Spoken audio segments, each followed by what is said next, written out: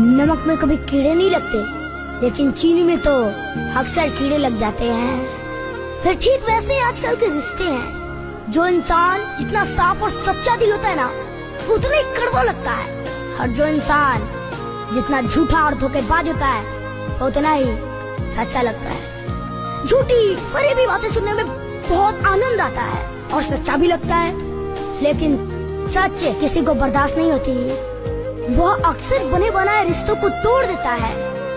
टूटे हुए रिश्ते इस बात का सबूत है कि उसने कभी झूठ से समझौता नहीं किया।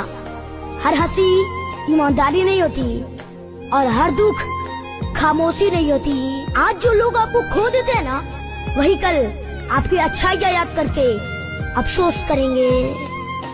अफसोस।